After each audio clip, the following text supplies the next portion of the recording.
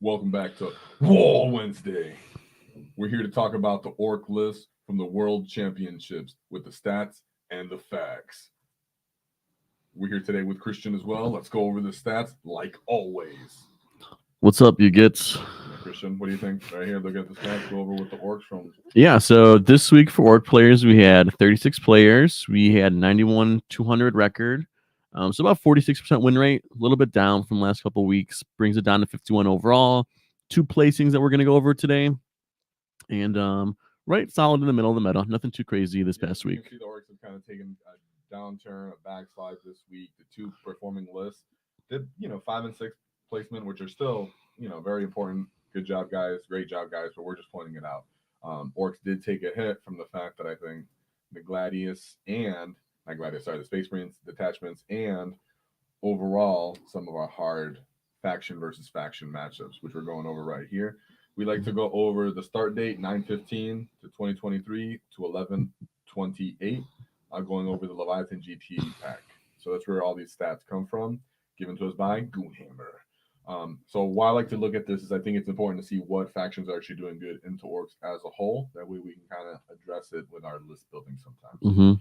So number 1, again, like always, Astra Militarum. Since the post-data slay, the Orks have actually been losing to the Astra Militarum. Doesn't really catch too many people off guard, I think. Yeah, I think the big units to look out for when you're going against the Astra Militarum is just those Sentinels and those Indirect, because they can slow you down and they can just move block you enough to where that your units that can't move through the walls might just be stuck, and then they might just res those units over and over, so they can play the mission pretty good too. For sure. And when you do touch their tanks, they have a great durability with their 2-up saves that essentially we don't really like in our profiles. Unless you come with the dev models, but that means you already made it through all their screens. If you are touching their backline, you already won the game. Yeah. That's why literally what happened. Yeah. To pay attention to the Sentinels, the fact that people will use Scions. The Indirect is also high damage. The flat damage 3 and good strength means they're chipping you if you're trying to stage, or they're just outright destroying you if they feel like it. Those staging trucks that we always like to get, boom, they get to take those out. Mm-hmm. Yeah, you might see some of those Rough Riders too. They might want to throw a little melee in themselves and their own little lancing units. And they're good at making skews. They go full armor with transports that are hard for us to pop, and the infantry get out with great OC and some firepower, or they have the all infantry archetypes where they're just running hordes of infantry, and then they have the straight tanks. So yeah, Ork Guard, just like Orks, very great old-fashioned diverse army. A little bit of a skew in itself based off what their profiles are, and it actually works well into Orks when they have the right points and rules, which they do because they have great mobility right now. Death Guard. So not surprising when you can stack -1 weapon skill and -1 ballistic skill on top of -1 to hit, that you're going to have an army that really gives Orks a hard time as well, right? Sitting in power armor with their own melee profiles themselves. Good gun lines when you can ally brigands, have their plague burst crawlers with their indirect. Again, you see a pattern here with indirect being strong. So yeah, Death Guard making their way through it. Mm-hmm. Ork players are kind of figuring it out by bringing more AP. You've seen Gaz appear. You've seen all types of stuff. But overall, that's a faction that if you're going into and be wary, Nurglings are annoying for several reasons in that matchup as well, like move blocking. Then Tyranids, right? Yeah, Tyranids. They're kind of hard to figure out just because there can be so much variety because they have Dracodex, you have the Vanguard attachment, you have the Unending Swarm, you have the Synaptic Nexus, and then you still have the Invasion Fleet. So you see a lot of move blocking shenanigans with Tyranids and a lot of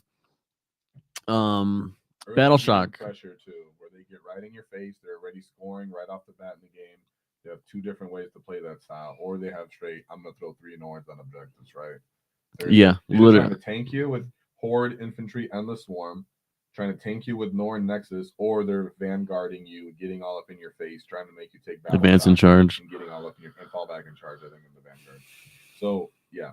Tyranids not surprising there, just because they have really good diverse ways to play it. They have strength, good toughness, right? And normally Tyranids have an issue with killing things. The only thing Tyranids somewhat have an issue killing with Orks are stuff like Maz, Beast, Squighog, Beast, the bosses on Squigosaurs. They don't really suffer against a lot of our other things. Their straight base strength is good enough to even go into Squighog boys with a lot of damage 3. Yeah, and I think out of all the armies we kind of go up against, Tyranids have the most blast, which affects Orks more than most other armies in the meta. So it's a constant thing. Like their guns, they're not taking for it. They just naturally have blast. They naturally have just enough killing power to edge them in some ways over the Orks, when naturally their lack of offensive potential is their weakness, right? Leagues of Voltan, that's just a hard matchup for the Orks if they have the right list and they have enough Sagittars. If they have enough guys at the transports, they have enough of their version of Terminators. There's a lot of ways that if that guy's on his P's and Q's, he knows what you're doing, he can win. Yeah, I think the big thing with Voten is they have a big break point of toughness 6. So unless you're on the WAAAGH, you're winning a lot of them on 5s with your strength 5 stuff. So it's a little just tough to just push through to get all those wounds through. They're not fast. So the trick is to really just take care of their bikes, because their bikes let them play the secondary game. But it's hard for Orks to get to those bikes early, unlike some other armies. I think also it's important here between Astra Militum, Death Guard, and Leagues of Voltan. Those 3 factions can play the transport game back into Orks too, right? Where they bring their own transports, bring their own bricks of infantry disembarking, and then fighting you in that way. Then we lack a whole phase in shooting, being able to pop their transports. Then we end up losing their trades and engagements because sometimes they actually do have firepower. That's another thing to bring, right? People will throw their transports in our faces. We end up taking on their transports, and then they clean us off the board. That's how Guard will handle it too if they have enough chimeras. Then we know Eldar. Don't really need to go too far into that. We can definitely beat them, just like any of these other matchups. It's just stuff to point out. Black Templar, right? Yeah, you saw them. He had a list. They're good with just specializing. So they're good at taking the generic marine detachments and just adding those specializations to either hit a little bit harder, be a little bit tougher than regular Marines. The whole point of Marines is combat arms, right? They want to shoot at you, charge you. They want to play multiple phases of the game. They should be combined arms kind of armies where they have armor and everything. Black Templars do that pretty much almost best, right? Their innate vehicles get special privileges with Meltas. They can get innate feel no pains, which is something good for vehicles as well. Then they get their also potential from fighting, which are their only data sheets that they have, so they don't have to rely on the Space Marine limited ones that are limited on strength, which is basically their main issue on their base fighting models. They don't have enough strength profile. Black Templars will assist you with that too. And then Grey Knights, right? How can Grey Knights have an issue into Ork sometimes? Grey Knights they don't have an issue, like they should have an issue getting to little spots on the board. If you can master your movement phase, Grey Knights matchup isn't too bad. It's just Grey Knights force you to be perfect in the movement, and if you're not, they'll capitalize on those mistakes. Or if you brought just mass infantry, then they can. They can Stormbolter just everything. They have enough profiles for taking into that. Well, with that being said, looking at the faction versus faction matchups, we're gonna go over the 3 Ork lists. Oh, my audio was off. Oh no! No, he told me. Yeah. No. All right. Thanks, guys. I should have seen that. My mic's good now. Thanks. I must have pressed it when I moved it. I got all excited. Hopefully, you guys heard me at all. We went over the factions. Oops. So we're gonna go over the 3 Ork lists from the world champions. Art Award did cover Ulith from Thailand. Great job from him. But we're also going to go over the other performing Ork lists. Both of them are on now, right? Yeah. Because we had checked ahead of time, guys. I had actually muted it when I grabbed it, probably pressed the mic like this and probably muted it myself. How's he sounding now? I should be good now. Oops, we were going over all that, and then I just... They said they still heard you. You can hear me. I just sound terrible. Yeah. All right, so let me see. Let me look at the chat again. Sorry, guys. Let's see who you guys all walled me. Whoa, Christian, we got a wall now. Whoa, after my mic was destroyed. Whoa. That was great. Yeah, your mic's off. Christian, we hear you. List survival. That's perfect now. Okay, cool. Okay, cool. Awesome. We're good. Thanks, guys. I appreciate you. Sorry I did that. All right, let's go back into our list since I destroyed it. I made us kill some of our viewers. All right. Sorry, viewers, that were here and giving us a chance. I ruined it. All right, so we're gonna go with Ulith. He went 6-2. Great job with this list coming out of Thailand. We're gonna look over all of 3 of the lists, guys. It doesn't matter how they did. It's really just what we can extract from these, because regardless, these are qualifying players to get to this point. They have their ideas, and we can see how it reflects it, right? So with Ulith's list, we have a Deffkilla Wartrike with super cyborg body, something that has been underappreciated, in my opinion, in the Ork community, or I think in the Warhammer community more or less as a whole, right?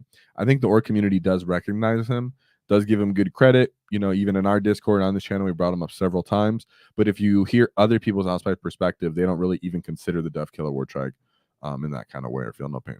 He's a cheap version of bringing that feel no pain, and we'll talk about that in a little bit more. Captain Badrook, always got to bring on the competitive list right now, especially with these movement shenanigans and reactive moves. You're actually going to start to need to punish these other factions that are doing this to you, right? Yeah, I've seen a bunch more of scout moves, infiltrate moves, Mhm. people trying to just clog your turn one. Mhm. Like, especially with orcs, if you can clog them, just that early game makes a big difference going to 3 and 4 when they're just not at their max potential going into their WAAAGH. And I think reactionary moves. Yeah. If people are trying to reaction move, sometimes you're gonna have to start punishing those models when they're trying to move. I mean, it's just that's gonna have to be built into high level play now. Right when we thought we were might have been losing their place too because of lack of AP. Right, people were starting to think their AP wasn't enough. Well, now we know why. There's another reason to bring them. Naban Smash Agwapa Skill Chopper, my favorite way to deliver Agwapa Skill Chopper. Zagrot War Snagga, just like Christian just said before, with all the infiltrators, with the scouting maneuvers, Zagrot is kind of a way to combat that with the cheap profile. Does he give you just scout or does he give you infiltrate too? He gives you just scout. Just scout. Okay. Yeah, But it's like it's scout 9 though, right? Yes. It's an obscene amount. Yeah, it's a great amount. Okay. And then he's pretty cheap. It's him and then a unit of Grats. So and he fights moderately well on his own, and the Grats have good OC. And making everything +1 to hit, +1 to wound means it counts for himself too, so he becomes pretty deadly. Yeah. Two trucks, 1 unit of Burner Boys, 1 unit of Deffkilla. Yeah, everybody knows Deffkilla is sleepy decent. A Flash Git unit, and then a small 5-man unit of Flash Git. So I've talked about this before. You can easily see you most likely put a Burner Boy and a Flash Git unit possibly in a truck. The Flash Gits come with the profile for their guns, so in the truck, so they're useful. They're not just sitting like a unit of boys would be for 85 points, right? Just waiting around. And then when they do get out, they're sitting at strength 5. Each guy has 4 attacks base, so they have some fighting potential too, and they can still pop that ammo roll. They don't get the rerolls, but hey, they're popping off that damage. So it's a mixed profile between Burner Boys and the Flash Gits to deal with little skirmishes on their own and not require that support. Yet they still have the truck. 1 unit of Gretchen. Custom Booster Blaster. This is the buggy that you hit a unit, and just by hitting them, you give them -1 to hit. That's my favorite one. Yeah, that is your favorite one. I was using it early on. I haven't kept using it, but it's been on the list before. It's 3 2-man units of Mega Knobs. So we've talked about this on the channel in theory, right? Sticking Mega Knobs in the middle of the board in tiny units. That way they can do actions. They can stage in buildings. They can bait people for shooting at them. They can bait people for charging them. Christian debated with me a lot about it and said it was trash. Bring something else. This guy took it to the. Just said we this debated. guy took it. This guy took it all the way, and I really appreciate that he actually did that. I should keep looking into that theory because I didn't put it into actual practice. It was more theory for me. 3 6-man units of Squighog Boys, and we've seen already they don't all have knobs. They're just straight up. Some of them are just without knobs. There it is. You just decided to bring more Squighog Boys. 1 unit of Storm Boys just for that built-in deep strike, and then a Warbiker unit for the Deffkilla Wartrike. So you have good speed, a lot of feel no pains between those Squighog Boys, and then 2 trucks. Yet the trucks aren't really that valuable. Just the one with the Flash Kits are, right? But as a whole, it's not like there's a bunch of points put into transports on this list. Yeah, it looks like he could have, if he wanted to, we could have made 3 or 4 trucks, but he used those points elsewhere just for different mobility. I think he really wanted to maximize Squighog Boys too. It just seems like he really wanted to maximize their units. It just felt like that. Even he didn't care about bringing a character for that. He just wanted the boys just to get out there. And I think that 220 point threshold keeps them kind of cheap. So when they die, they're not your entire army. So let's see if his matchups, because right away he took a loss that first game, as we can see. So let's see what his first matchup was going into. Euthan. Ooh, so we got the Slaves of Darkness, the CSM. So we have the triple Chaos Lord. They play this similar to how we play our war bosses. Yeah. Just one go turn. Just one go turn. Cheap dude, get out there, fight, die, trade, bam. So we have he has the mark of the Undivided. I think they all do. And then are they all the same? What's the difference between them? Nothing's different. Nothing different. All right, cool. A cultist mob, 3 rhinos. That's just obviously for the 3 dudes. 1 big brick of chosen, 2 big bricks of chosen, 3 big bricks of chosen. That's it. It seems like almost seems standard at this point because chosen are such good point value for their points. 220 is just it's just the same cost of a Squighog Boys, but it's 30 wounds. It kills crazy. Yeah. It's like bringing knobs essentially. You know how we always talk about the scalpel unit with the knobs? You're just staging these rhinos. These guys are getting out with Chaos Lords, and then they're fighting. And they're the fact that they can go in rhinos that can just not be shot is pretty crazy. Yeah, isn't that? So you built in state. Imagine that, Yeah. guys. Well, explain that. Explain that because sorry, I just went right over that. The marker Nurgle Yes, makes it so they can't be exactly. targeted. So the Chaos Rhino just puts these guys wherever they want, and that's right as obscene, and just says you can't shoot. It just basically gives them lone up. Yes, which is insane. You can't shoot a Nurgle unit unless it's within 12 inches. You have to Yeah. explain the whole rule out. Yeah, and even if you're within 12, it's still -1 to hit. Yeah, so not even guaranteed to pop it. Okay, so then that's how they're staging with these chosen units that are essentially. Imagine if our trucks can move, not be shot, the knobs and the warboss could get out and then hit you, and then they'd also get sustained and lethal on their hits as well. And reroll all hits and wounds. Yeah, exactly. Okay. Yes. And then we have the Forge Fiend with the Marker Nurgle as well, in case their gun line needs to stay hidden. Another Forge Fiend that doesn't have the Marker Nurgle, that way he can actually get like sustained and such like that. 2 units of Obliterators, even these 2 small units is fine because then you can utilize their out of line of sight shooting, and they're not like big investments. And then 1 unit of Warp Talons followed by 1 unit of Nurglings for just straight Nurgling actions. This is actually a very killy list. Like we just talked about before, when Orks are going against another unit that has transports, you're going to struggle because we can't pop their transports. Interestingly enough, even with all those Ghazghkull boys, he got obliterated. Possibly chosen just straight killed them. Forge Fiends could put some damage into them. Because the trucks aren't really that much of a threat, then there's no priority into killing them, right? Knowing there's Flash Kiss and a Burner Boy on them doesn't do anything to this list. That would just be a throwaway unit, but then, Forge Fiend can take it out. Obliterators can start to shoot it once you make it to the mid part of the table. And then Obliterators fight okay, too, if you have to go in and clean up, too. Whatever, so. They also get great flexibility, right? With the Chaos, they could fall back and charge. They can fight on death. Yeah. They have access to all the rules, the rules in the game. So no shame there. He's a great player. I'm sure, if you lose to anybody in these matchups, it was, they were a great person to even end up there. So let's go into his next game, what he did end up winning, which is another Black Legion matchup. But this was the old way, right? What I mean by the old way is people aren't really into bringing Abaddon. It's still about 40% people are, but the meta is shifting to no Abaddon, more Chaos Lords, more stuff. Just more stuff. Yeah, because you need more ways to trade, die, play the mission. Abaddon, Dark Commune, Cultist Mob, another Cultist Mob of Nurgle. Yeah, that's a Curse Cultist. Sorry, Curse Cultist Mob. Sorry, these are the ones that have the thick boy in there that can have the 3 wounds. Take way too many units, too many points to kill. Yeah.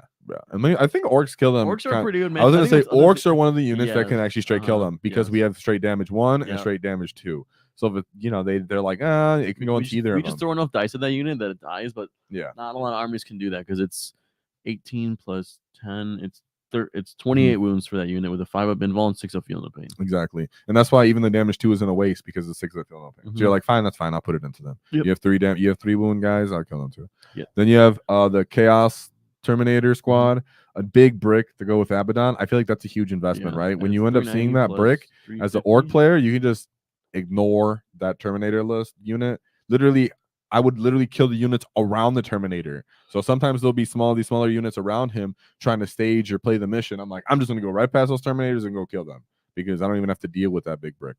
A Chaos Vindicator, also Marker Nurgle.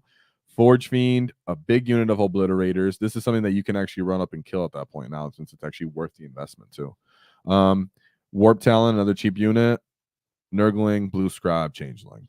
So in this case, he does have his own gun line, but at the same time, he does have a brick of Terminator. So he's only playing 1/4 of the board, while the Ork player is really just taking over everything else. All those Ghazghkull boys are running everything over, touching where they can, having enough OC to survive, even if the Terminators do end up getting eventually over there. There's a lot of ways to play this looks like a list that's just slow and just tries to just slowly mow you down while you can't kill it back. But the Ork list probably was able to just. He was built to not be shot. Everything was Marker Nurgle. He was texted into not being shot, and the Orks were like, "Cool, bro, not worth it." So his third game right here, going into Eldar, which he did win. So we have the Artarg Leaper with the Phoenix Gem, an Avatar of Cain Fugan for that getting up annoyingness, and then Yinkarn.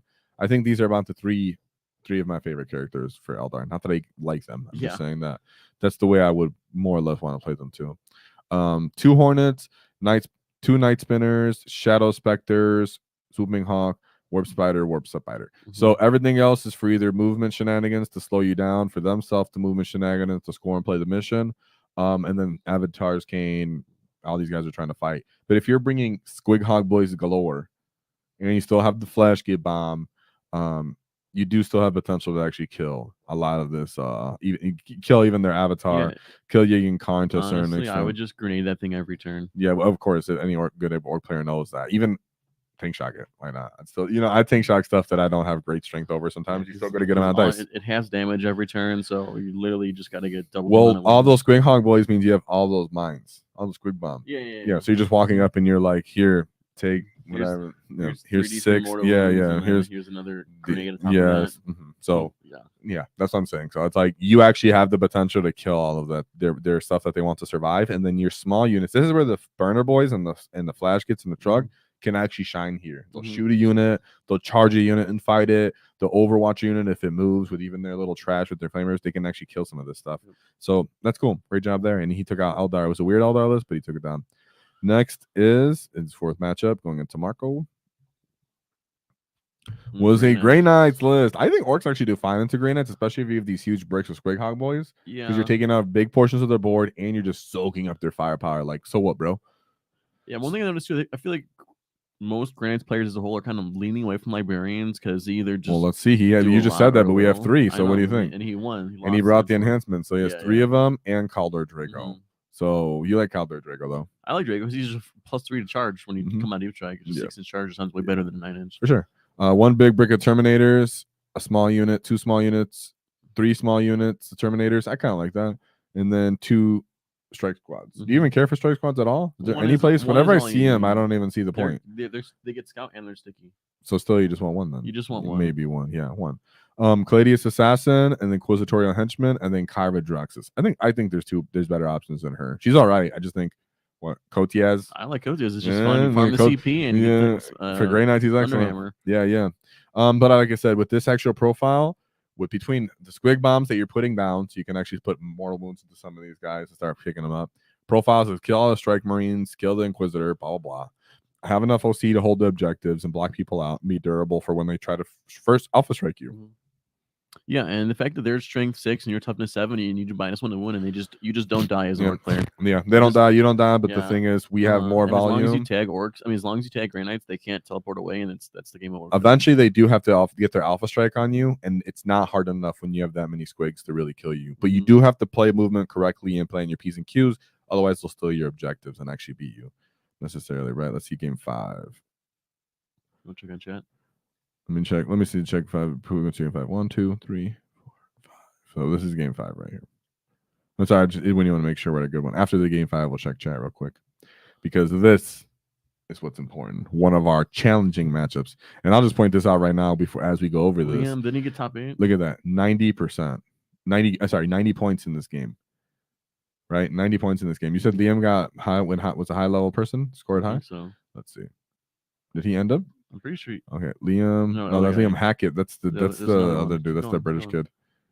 Larry, he's 11th or something like that. 11th, did I see him? Oh, right there. So that's who he lost to. So this guy won. So was like 98. What was it? 98 points. 98 points he put up. So great job by our orc player because he put up 90 points, dude.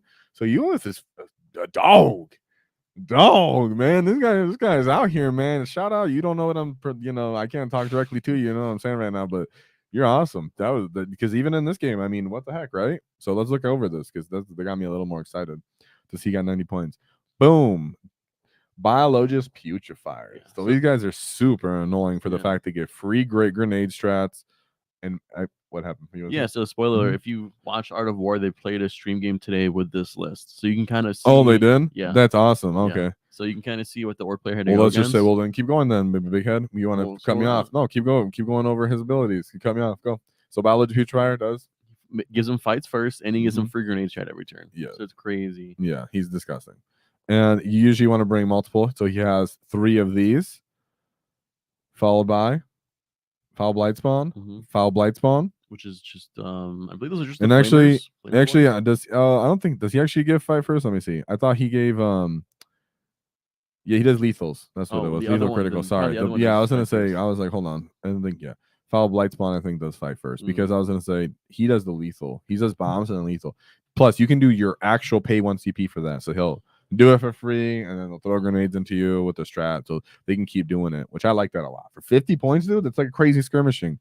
Lethal. Imagine if you do it with Ork Mortal Boys. wounds You for can do it with people Ork playing Boys. this, Yeah. If you do it with Ork Boys, if you could run up for free with Ork Boys, throw a strat, and then give your Ork Boys lethals on 6s, Do free mortal you'd wounds be all every over turn is that. just good. You'd be all over that. And then they can make that's awesome. Combine they can reduce. I don't know. We'll keep going first. Then we'll go into 1, 2 big units of Plague Marines, followed by 2 small units of Plague Marines, 3 Rhinos, 3 Plague Bearers Crawlos, 2 Nurglings, 3 Brigands. Boom. So they're playing the transport game against the Orks themselves. The Brigands have nasty OC within themselves, so if they're trying to place and hold objectives and screen, they have enough indirect to harass you, entropy cannons to direct fire, anti-tank you, hold their own objectives while still moving up the board slowly, methodically, fighting you, winning on OC, winning on durability in your skirmish cases. Even if you fight on death as an Ork, they have a little bit more OC left over, and they probably picked up your unit too.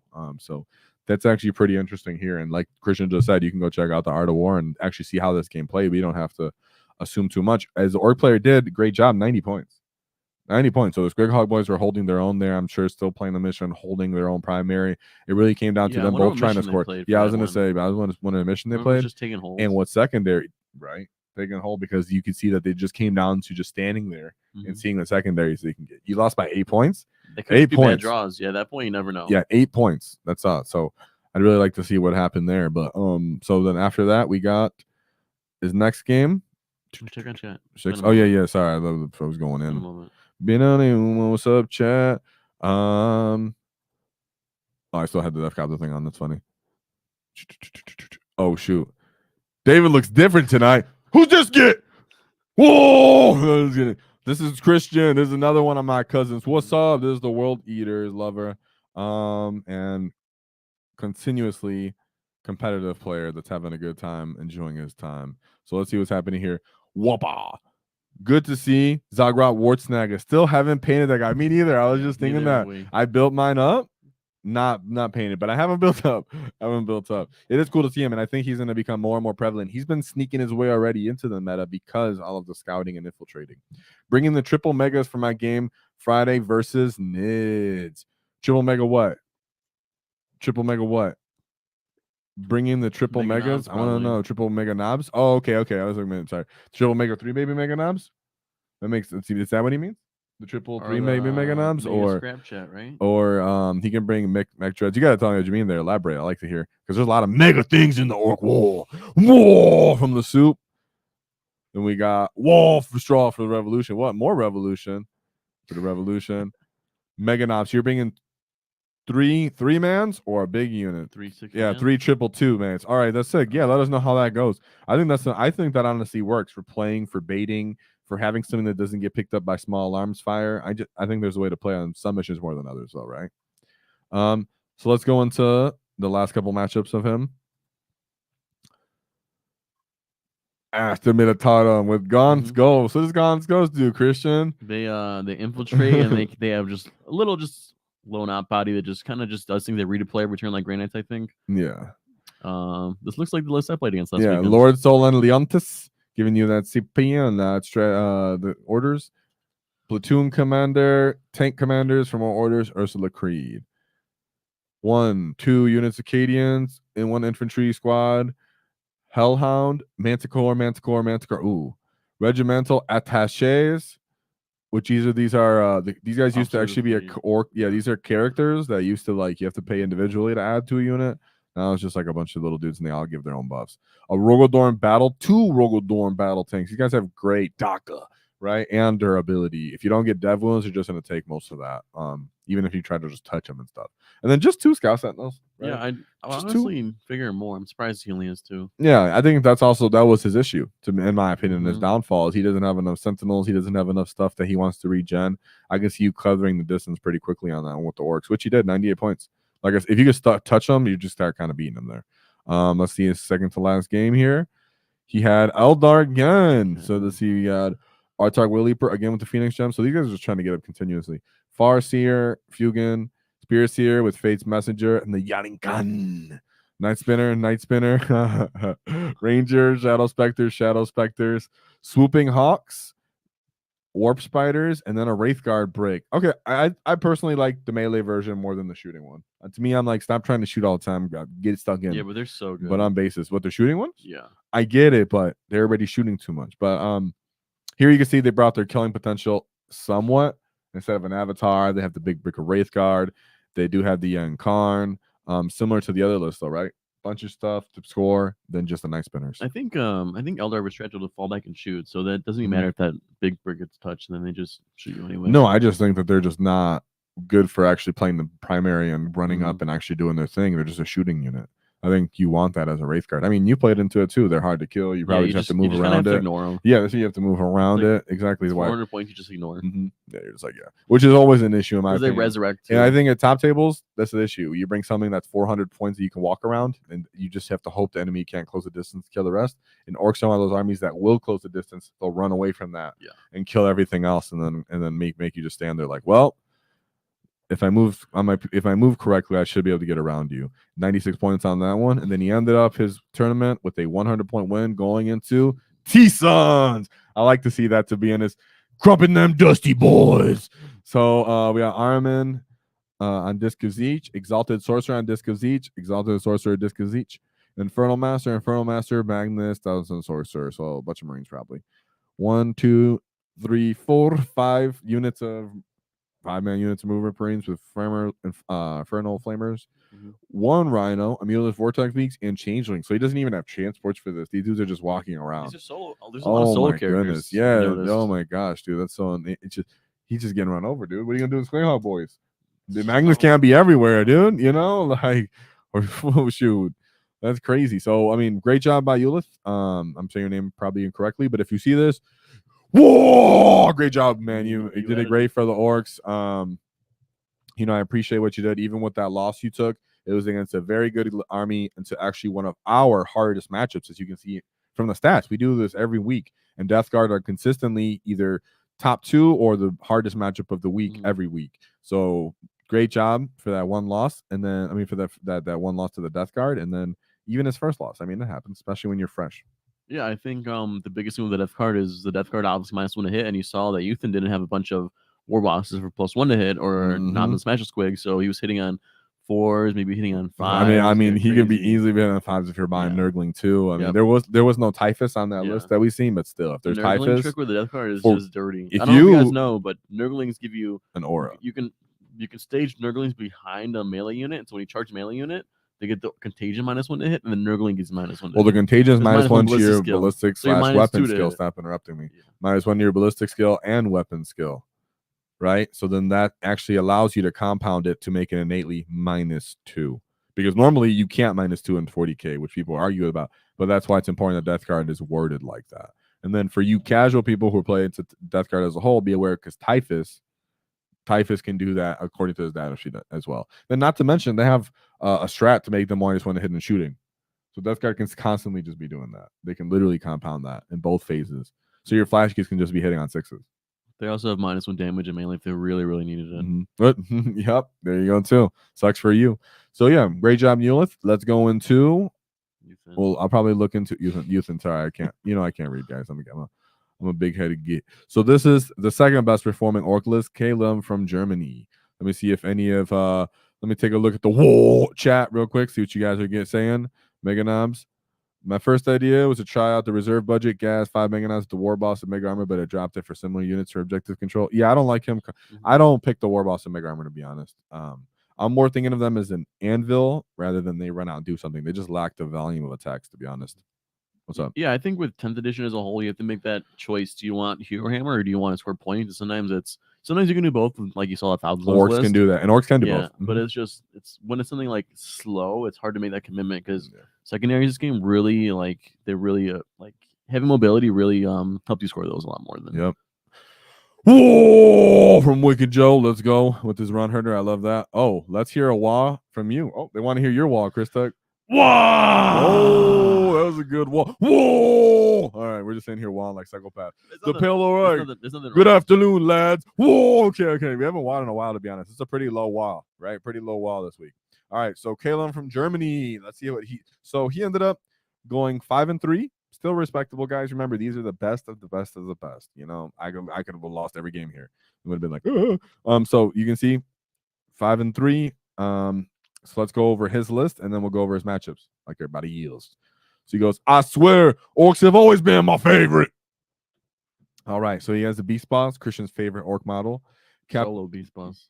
Christian's trying to sell me on, guys, hear this out. Christian wants to sell the whole Ork community that a solo Beast Boss by himself is a thing. All right, so think about it, and then we'll talk about it. Yeah, but think about it. No, we're not about it right now. We're talking about the list. Just think about it, chat.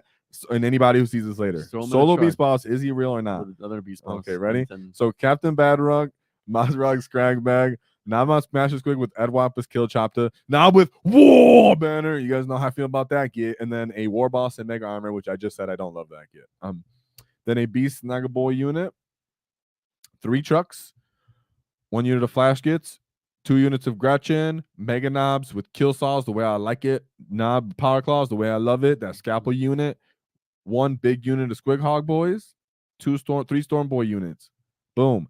This has like no fat on it. This is the kind of no fat list that I could see kind of existing. The only thing anybody would ever consider fat would be the Mega Knobs, right? You can see the Mega Knobs are taking up that place of another unit of Squighog Boys, some people would say, right? Or even other knobs. And even then, a unit of Knob with Wall Banner without a Warboss. You just bring it to Knobs units. How do you feel about that? I feel that hitting on 4s is sometimes it feels like hitting on 5s, sometimes it feels like hitting on 2s. So it's like you never know. Honestly, yes. That's exactly how I feel about it too. Me personally, I don't have the guts, you know, maybe it's not the faith of in Mork to allow me to not be cunning, to not roll greater than 4 ups, because if I was relying on just that for the knobs, I would think I would just have a really hard time. But I respect it. We've seen this twice already, though. So it's definitely a way to do it. Yeah, when I went to Las Vegas LVO tournament, I brought about 800 points of models that hit on 4s and melee, and sometimes it was fun, and sometimes I just bounced. Yeah. And imagine with knobs where that's to me, that scalpel, that's the point of the scalpel unit. You don't want to bounce. You want to come in there and reliably do the damage and or just fight in death if you know you have to. And then the Warboss and Mega Armor, it was a version of delivering high strength, great AP instead of bringing -1 AP from Squighog Boys and stuff. So I still respect it. And I would like to see as a whole how he did it, because Orks have always been his favorite. So let's look at his matchups. Let's look at his matchups. All right. So his first game, we went into Eldar. He called it the Inari list. Farseer Skyrunner with Phoenix Gem, Spirit Seer, Yevrin, Night Spear, Shadow Spectre, Wraithguard with their cannons. Then here are the Mandrakes for their skirmish, Ravager. How do you feel about this with the Scourges? How do you feel about the mix, to be honest? I mean, it does Drakari better than Drakari is what it is. This is like a Drakari list if you just didn't want to bring Drakari. Okay, that's Christian's opinion. There you go. And he does play Drakari as well. So then we'll go into Stefan Benzer. He said your name horribly. I'm sorry, friend. All that glitters is definitely gold, and it gets crumped. All right, so then we got the Custodes getting crumped. We have 2 Blade champions, one Blade, the Veiled Blade, and one was Ceaseless Hunter, and then Trajan Velores. Let's look at the rest of those. 2 units of Custodian Guardians, 1 big unit of Alar's Terminators, and 1 big unit of Wardens. The Venatari, Witch Seekers, Caladius Assassin, and Evisor Assassin. Well, go ahead. You go first. Yeah. Really, my favorite, the only Custodian that I like at the moment is the Terminators. Just rerolling hits and wounds versus character units is just, they need it. Yes. Especially if you give him +1 to wound, really good. Evisor, I'm not too sure because he's just a scout movie. He doesn't do much. Yes, and yeah. I'd rather put those points into more just little units and almost anything. I mean, I guess he didn't feel like it was worth a trade to have Witch Seekers for that, but you're right, because he already has the enhancements. You can't put any more on there. Is the Blade Champion great? I think he is. I just think having free strats with your big Terminator break might be worth it. But then we get back to that issue of this is almost a 500-point unit. And then can I just ignore it? So that redeploy once a game. Sure, it helps. Yeah, it helps. That's one difference, right? It actually does redeploy.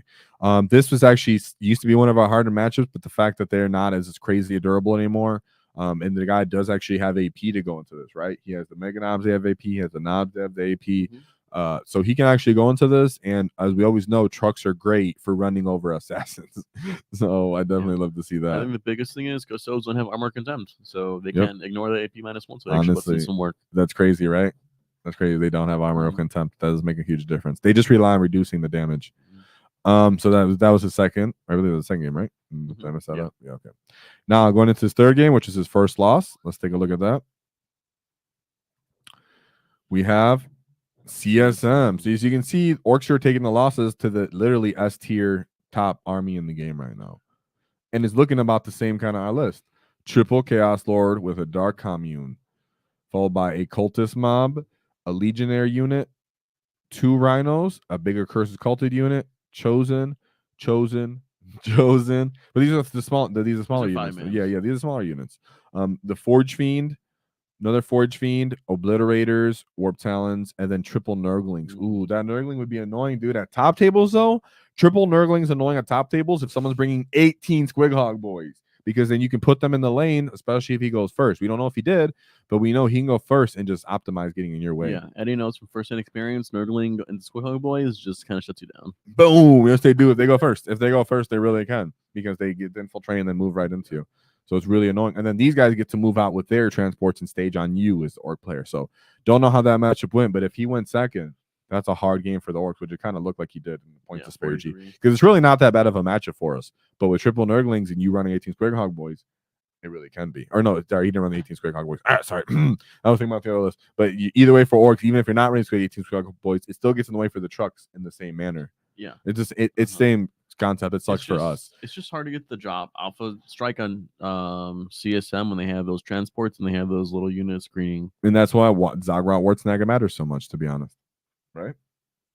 I mean, he's starting to. I think at the top table, he's starting to matter for that reason. You know what's Ghazghkull Wartrike. I think that matters a lot. Did I just back out of that list on accident too quickly? I have no idea. I did. I backed out of that list right now too quickly. Sorry. But yeah, we can see that this again.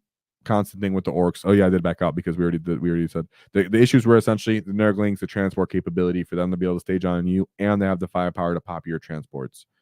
So I can just imagine how that goes into play. And I'm going to assume just right off the bat that he actually went second. That's really what's going to be my guess here, just for the points disparity. So let's go into the fourth game, which he also did end up losing as well. Now he goes into an Eldar, which is losing into Eldar is not something to scoff at. It's actually still a challenging matchup. Archag Wayleaver, Avatar of Cain, Farseer, Fugan, Spirit Seer, and then a Troop Master. So this is a bit different, right? Star Weaver, Wave Serpent. Okay, so we're talking about transports now. Yeah, I think this was one of the better performing lists. I have to go check what this guy did. Hornets, Night Spinners, Swooping Hawks, a trope, warp spiders, and then just a small unit of Wraith Guard. I'm into this. Just one unit of Wraith Guard. It's 5. Quentin from Art of War talked about this list. The Yeah. trick is, if you saw the 5 Wraith Guard go on the transport, so they can actually move around pretty quickly. Yeah. And then the troops, their whole thing with their transport is when you charge them, they can get into their transport. Yeah. Which Space Marines can do that too, guys. That's why we keep talking about movement shenanigans matter, and why I really care about flash kits sometimes. Just because, not that these rules are in play there, but because we're seeing these moves being more and more introduced, and the more factions that get codexes, that just means more factions get access to these movement shenanigans, in my opinion, bro. Yeah. So, he lost that one as well. Losing the Eldar, especially that list, which is a very respectable list, is nothing to scoff at. Game number 5. 1, 2, 3, 4, 5. All right. I'm sorry, I don't want to lose because it's kind of gets lost in the sauce here. Then he went to double Avatar, so he's just going 3 Eldari in the first 5 rounds. My boy's having a rough week already, man. Double Avatar. So we have Avatar Wayleaver, Avatar of Cain, Fugan, and then Yadin Khan. So he called it double Avatar, but sure. I guess it technically is an Avatar. 3 Hornets, Night Spinners, Ravengers, Swooping Hawks, Warp Spiders. None of these lists are too different. We're seeing all these Eldar lists are looking the same. It does come on the pilot and mission, right? Orcs have the tools to beat them, but last one was a weird list, but some of the other lists aren't that different. It comes down to they try to stat check us with their avatars, we kill them, and then we still have enough fast and stuff speed left over to kill their cheap scoring units.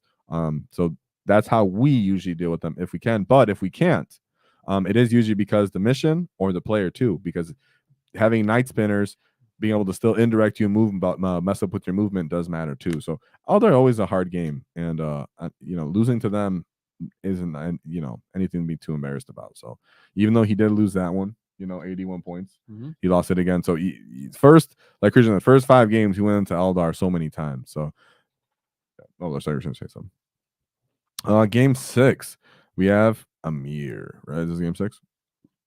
1, 2, 3, Armin. 4, 5, 6. Sorry. Oh yeah, sorry. See, look at that, guys. I'm reading him horribly.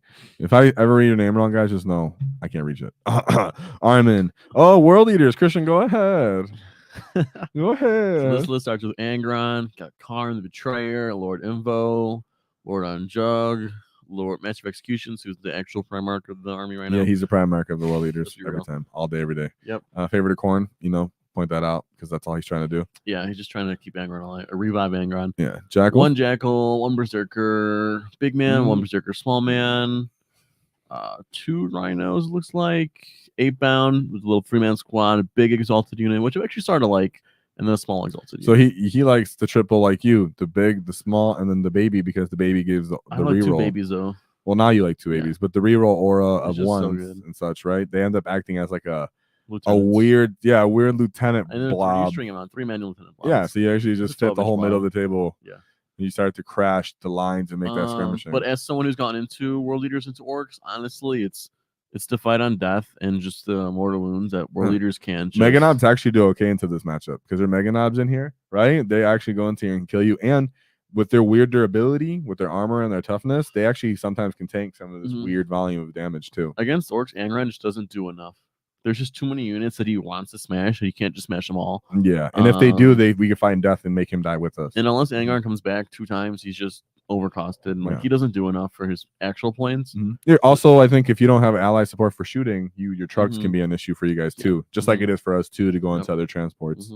So Orks do win that. It depends on what state, what kind of list it is. 100 on there. Ooh, nasty is best win. Doesn't surprise me too much. No. Then the second to last game. Sisters. Arco-flagellating is my kank. All right, I got you, you little creep. I need one thing on my list. I gotta make better names. My list. I never make names lists. so I think basic. I called it WAAAGH Tactics or something. Yeah, right. mine is like. You want to go over this? Tourney list. You want to go over this? I don't know any sisters. You don't do, have honestly. to. None of us have to. None of us have to. We don't have to. We look it up and we're gonna play them. All right, so read them though. Dialogus, we got a Magifier, we got a Palatine with enhancement St. Celestine, Triumph St. Catherine, Sister Squad, Immolator, Rhino, and then all the Arcoflagellants you can fit, and then Castigator, Crusader, Exorcist. I mean, you can see what this list is trying to do. Yeah, so it has its armored. Oh, sorry, you go ahead. Yeah, so the Arcoflagellants are just melee unit. You got some transports. The battle sisters are there, just miracle dice. And for their, make you kill their cheap selves for no reason you don't really want to. Yep, they got the Triumph, which can they can do some silly melted shenanigans with the miracle dice for the Triumph. I know a little bit like turning like they can just drop 3 miracle dice and boom, 666, and it's like just the 8 damage melted you can't save. And then you also have the fact that they have their gun line with the Exorcist, with the Castigator. And then they have their melee potential and their transports. So they are playing the game correctly, guys. If you really think about it, they're staging in the middle. They're popping and shooting your transport, your armored lines. They're throwing off their elites. They're throwing off their gun, their melee trades. They're playing the game correctly. It's just they don't really have the stats to do it all the way thoroughly through. Not against enough profiles. And usually when you meet Orks in the middle of the table, they don't really like that. They're not really worried about that, right? So 85-point win there. And then we have the last matchup of the day. Was Wallace. So we have the Ferryman. So he ended up going into a poem. Yeah, you want to read it? In the realm of ruin, there you go. Where death's whispers reside, rotten tendrils curl, in darkness they hide. A haunting dance of decay, a macabre ballet, where life's breath fades, but its shadows still stay. Ooh, I actually like that poem, honestly. Man, not bad. Hey, shout out to the ferryman that got crumped. Yeah. Okay. We got Typhus. Dude, he named all his characters. This guy gets bonus points. This guy gets bonus points for getting give him an extra style. plus 10, plus 20 for painted. I do, for sure. So he got Typhus, a brick of Terminators, Bloat Drone, Plague Burst Crawlers, another Bloat Drone, 2 Death Shroud. He just gives over 80% of his list. Sorry. 2 Death Shroud bricks. That's Terminator cultists. Over his characters too. And then 3 Nurglings. 2 more characters at the same time. Yeah. Sorry. He also had the Lord of Virulence and then the Death Guard Sorcerer Terminator armor. I did go right over that. The Terminator Sorcerer just does like mortal wounds for 1 turn, or he Super Saiyans for 1 turn. Yes. Besides that, he doesn't do much. No. It's an off-meta list. He did bring some of the things you should bring, like the Nurglings, the Plague Burst Crawlers, and the drones. I do like those. It's it's really about all these Terminators actually aren't as much value as bringing a bunch of infantry with great OC and transport capability. They're slow. They don't even have enough OC sometimes to beat the mission out. They can still get killed. They're still susceptible to multi-damage weapons and being just straight, you beat it out. So it's still like good. You're still gonna have a hard time playing into it, but against Orks, that's not what we hate to see. What we do hate to see are these Typhus and Nurglings, though. So he did have to find a way to deal with that. Having the Warboss and Mega Armor, honestly, isn't terrible into this matchup. You get the -3 AP, then you're getting Strength 12, Twin Length.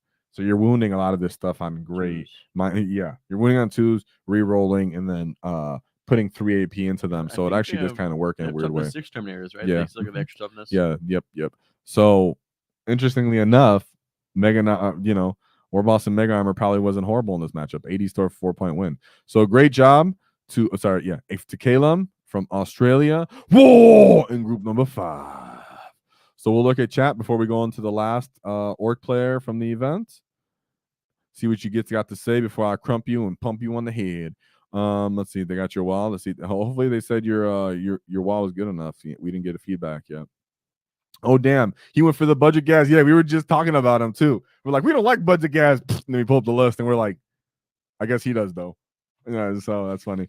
The problem with the solo beast boss is that he's an orc. Grot's rule. Okay, well, we got that from a little sneaky get. Do y'all take bubba chuckers or cannons on your mech guns? So I would take cannons, but Brad Chester already showed us. Go ahead and bring the bubba chuckers. They're hilarious, and you get style points, so no reason to not. I take custom cannons. Yep. And you can take Bubba Shoe. He says, Beast Boss by himself, Ork's gonna Ork. He's down with it. He says, so how do they fix buggies in the upcoming codex? Oh, Christian, I know you hate buggies. Looking at the recent codex releases, it's not likely that we get data sheet changes. I freaking hate what they've done to our shooting. After they've done to our shooting, give us our shots. Whoa, you're right. Okay. So what shenanigans can we get? 1, right off the bat, I'm going to say reactive movement would be very important, very helpful. 2, auto advancing. 6 with the buggies would be very helpful if you can still continue to shoot with them. Yeah, give them assault guns. 3, I've actually brought this up before, and it sounds crazy, but I think they should either get +1 to hit, +1 strength, or +1 to hit, +1 attack as their detachment. No, as their detachment rule. Yeah, but I think they should. Yeah, maybe to encourage it, you can say only in Docker range. Sure. I'm saying in melee.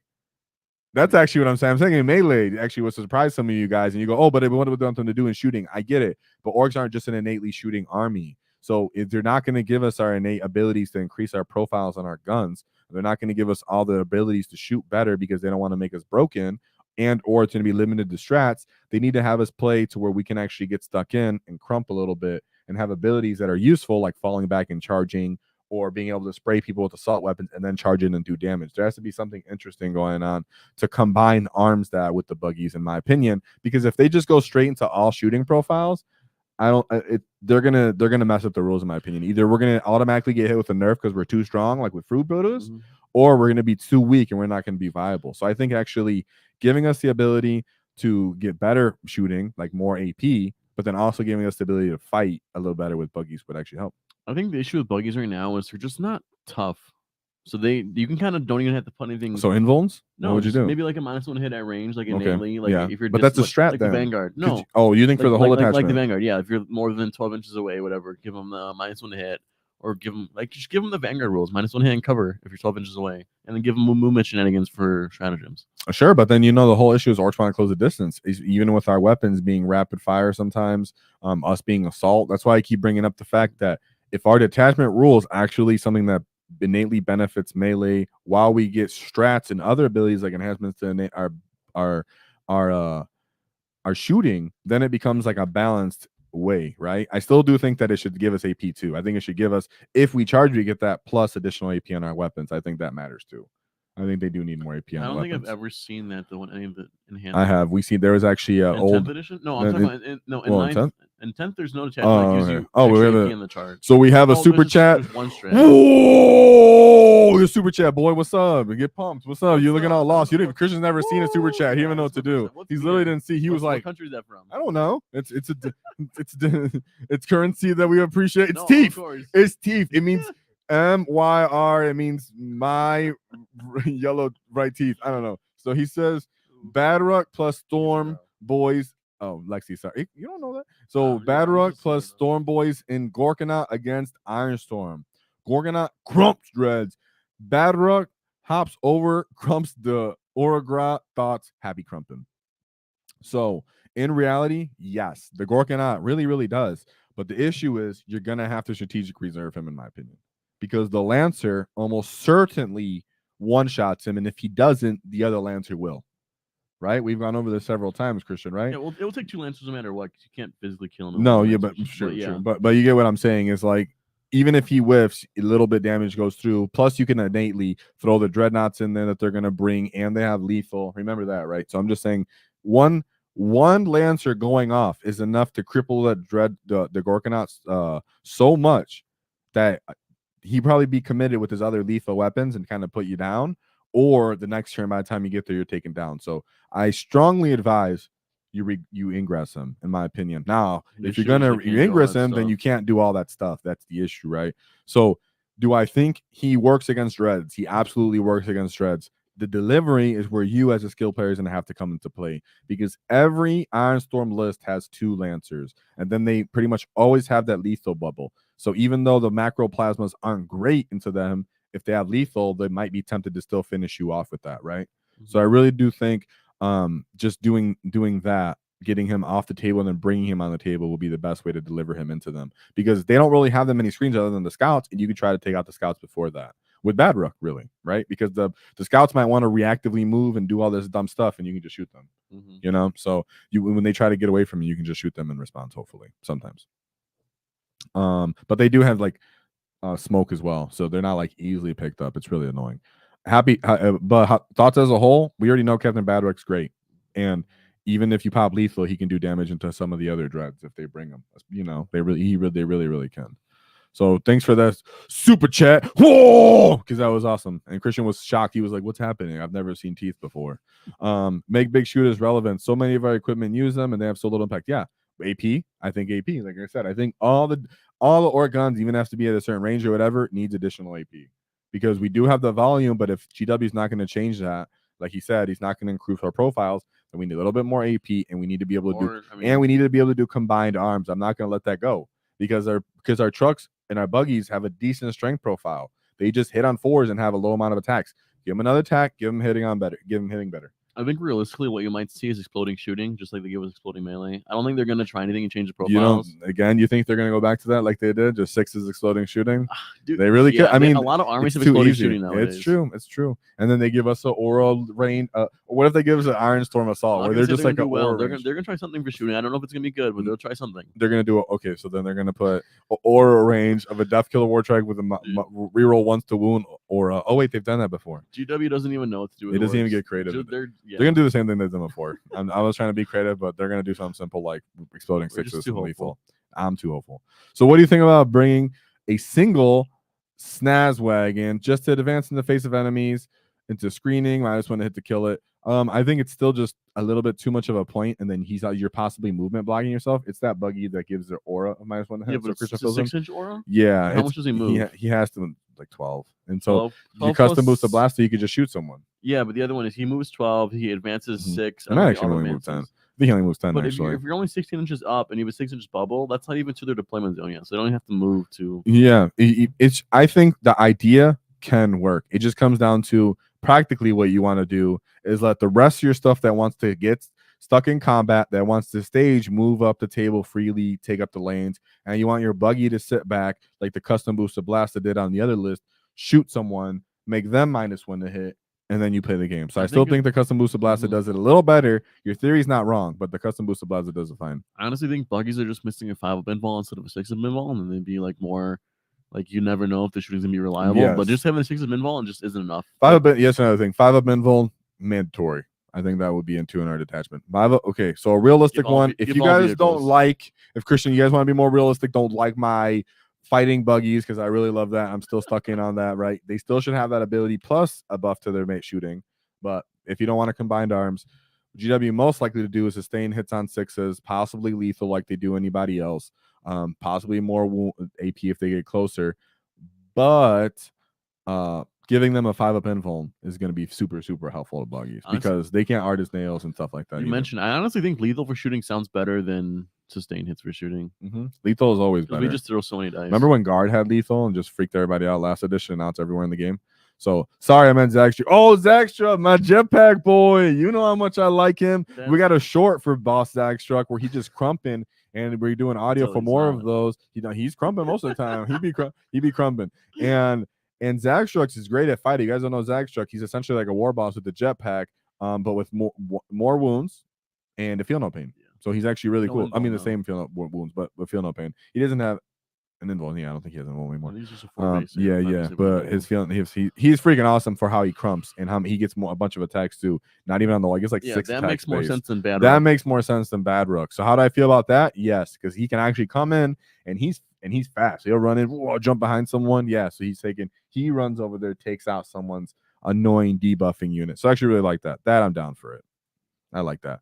He says, Blanket, I got 90 points friend list at the moment, and we do it, bring it live, bring in the snaps. Yeah, bring it. If you got it, dude, bring it. We're just saying the custom booster blaster does it slightly better. It's just going to require you to maneuver him to actually get him into the stage you want because it is only a 6-inch. You can't directly just beeline it. Unless you want to die. I mean, he could just die instead of something else you care more viable about, right? All right, let's go into the third and final list. Yes, you guys can see here he did only win 1 game. He actually ended up doing one of the more poorly lists out of the whole event. So this is more of lessons learned. I don't think he showed up every day and played Warhammer. Yeah. Do we even want to go over every list? I mean, every matchup. I mean, he would look at his basic list and go over his win. Yeah, I mean, you can see his first matchup was Andrew Gagno, so it's not like he was losing to scrubs. You know what I'm saying? None of these guys are scrubs. Even though he did, invited. Yeah, even though he did, he got this, guys. This is just so what? So what? He showed up. He stayed there. He's a great player. Someone has to lose. You know, we all go into this way where, so it's no disrespect here. You know, we're not trying to like push it in. This is for our community to learn. So let's take a look at his list. We got 2 beast bosses on foot, Captain Badrook, and a Naba and Smash Scoop, and skill chopper. My favorite way to deliver dev wounds.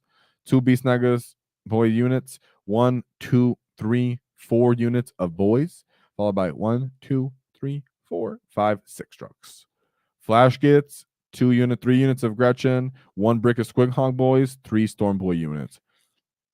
As you can see, this is just all scoring and some Squighog boys and flash gets. Like Christian said when he looked at this, he laughed and he said everything's strength 6. Right? Everything's strength 6, strength 5. You're really just relying on dev wounds to take out armor, and then you don't care about the strength, any of your strength, but then you run into weird toughness profiles all over the game. There's just no durability either. And there's no durability because you just got boys and trucks. And I really do think the meta move past 6 trucks. And in reality, 9 trucks, which means you're using the Forge Roll one, was actually the optimal list. And people kept getting confused that 6 was just where you needed. It really did go over the top when you brought 9. So let's see. You can see right here he played into Andrew Gagno, and should we go over every list? I mean, the chat can tell us too if you guys really want us to go over all their lists. I think we go over. Look at them. Let's look at. Yeah, let me see chat real quick because I don't know if you guys would hate on it. I still think it's important. Yeah, I think it's fine. He said, true, we're only trying to learn. Yeah. So I don't think it's disrespectful. I'm just going to go over it, his losses and everything. We won't spend too much time, but we'll take a peep at all his losses. Maybe we should go over his losses to see what we would try and do. Yeah. So Andrew Gagno is an amazing player. Took Tau.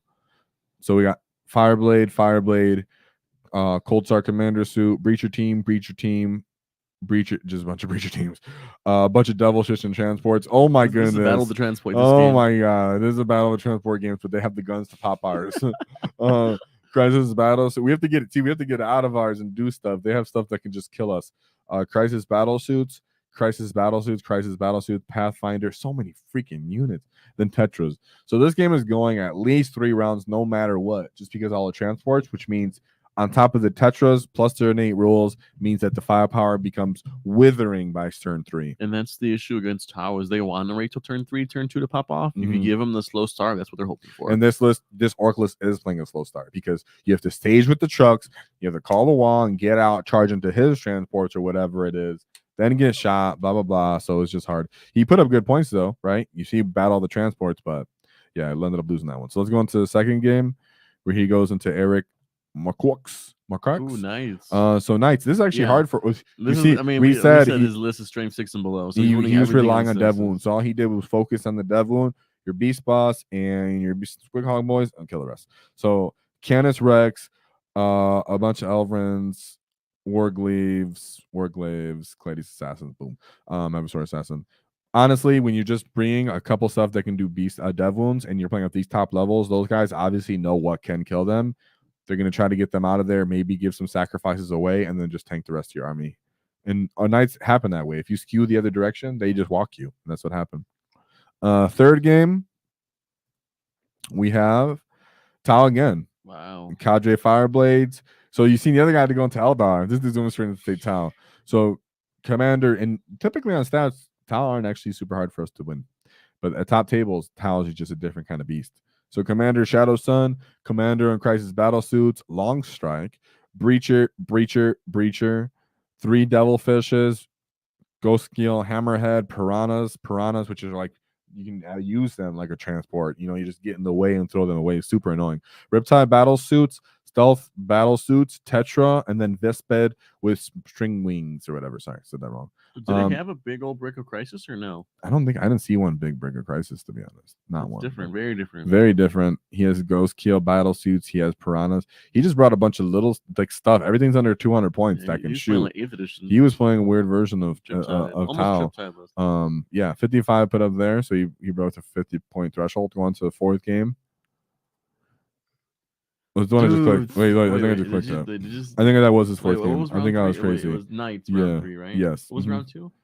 Oh my gosh. Oh my god, guys, I did that too quick. I'm going too fast. And then my Knights 2 was Knights. And then what was round 3? Did I skip round 3? I might have skipped round 3 because it was William. Yeah, it was. Oh, CSM. Okay, I did skip William. And I'm guessing it's the same list. Triple Chaos Lords with cultists. It's looking exactly the same. Yeah. So everyone Chosen. They're all doing the same thing. They're playing it like that. So Ork players, are we just bringing war bosses and knobs? No, I'm just kidding. Forge Fiends, Obliterators, Warp Talons, Nurglings, Silax, and the Blue Scribes. As you can see, this is already meta. It's already beating top table stuff. We don't want to get charged by them. You know, they have enough stuff to not get charged or popped by us. They get to take the initiative. They have enough guns to destroy our stuff with their guns. So it's actually, at the top tables, it's actually a hard matchup. But let's see, it's game 5. So this is one that I didn't miss because I already jumped over into his 4th and 5th. So this is his 1 win. And it was against Tau. He was like, I avenge you, fish people. Yeah. Unbog, Cadre Fireblade. You know, when he's going back home, he's designing a list that's going to be Tau. He hates Tau right now. He's gonna make the best anti-Tau list of all time after this. Holy shit. Breachers. He's in a dream about Tau. I hate Tau just looking at this. Devilfish, Crisis Battle. Here's a big brick you'll to see. Crisis Battle Suits, Hammerhead Gunship, Carnivore Croots, Hounds, Crew Riders, Pathfinders, dude, a bunch of little stuff. Piranhas, Tetra. Bam, dude, there's so many freaking units on these lists, but he was able to crump this list actually, which is pretty cool. I'm just saying, a lot of units on that list. He probably got sick of that, man. I wonder what mission this one was, right? For him to actually win that one. Into them 83.1. What do you guys think of the odds of him going Tau 6, 7, or 8? Which one? Okay, he's gonna have at least one more Tau game. I'm saying. I'm guessing he's gonna have one more Tau matchup because God's work that way. Okay, in his 6th game, he's going against Golden Boys, Blade champion, Shield Champion, and Lars Terminator. That's what we like to see. Guardian Squad, Prosecutor. That's a lot of sisters. Lars Terminator, Grav Tanks, Wardens, Venatari, Calades Assassin, Draxus. It's just Custodes. I mean, they don't like all the transports necessarily. Those things are toughness 7. I think the Custodes Terminators, right? Yeah. So he's winning. So he's winning those on 5s. I mean, yeah, he's just trying to tank shock them. Or 4s. I mean, you know, and Squighog boys and stuff. But yeah,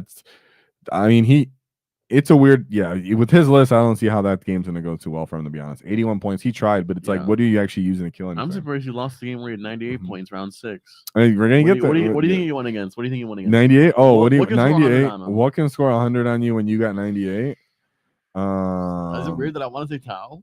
That's what we were gonna say Tau. No, dude, he'd be dead. I'm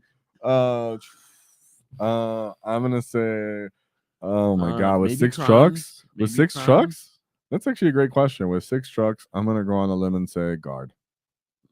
CSM or Tau? Oh, just Marines. Oh, here's just Marines there. That wasn't exciting. I'm not excited Yeah, the anymore. Never mind. Well, Harmacist. you know, That's- turn this off. No, I'm Okay, just that's kidding. my favorite nickname I think for any unit right now What? is the Harmacist. They call the apothecary biologist the Harmacist The Harmacist? because Oh, he just okay. put every touch Yeah, to just yeah, kind of die. that's all he does. Yeah. Yeah. So we have Marines, Ultramarines. So we have, you can read it.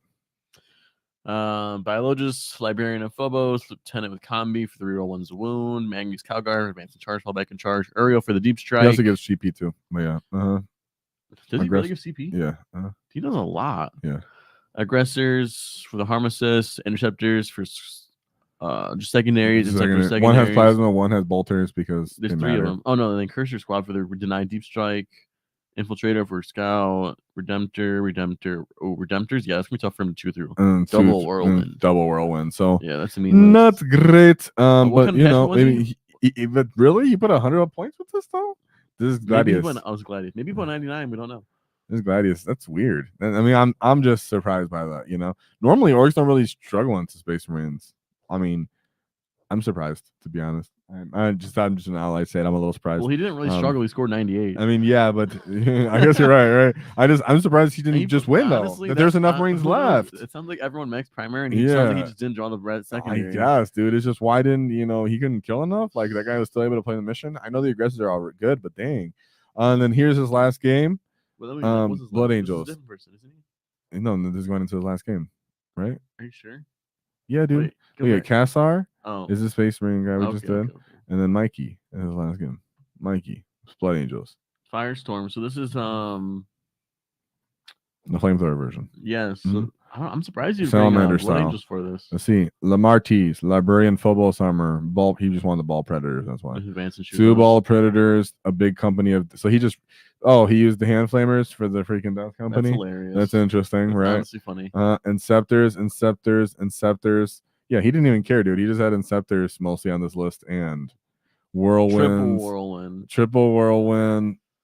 Scouts, Infiltrators. Yeah, so it was all Inceptors, a Death Company, and Ball Predators, dude. He didn't even give a crap about that I'm still of the Firestorm. belief that every indirect gun should have a unit And it was a scouting 77. sighting for it, so before it can shoot out. That would be great, right? So those were the 3 lists that went to the World Team Championship events. Whoa! Come on, Christian, you have them anyway.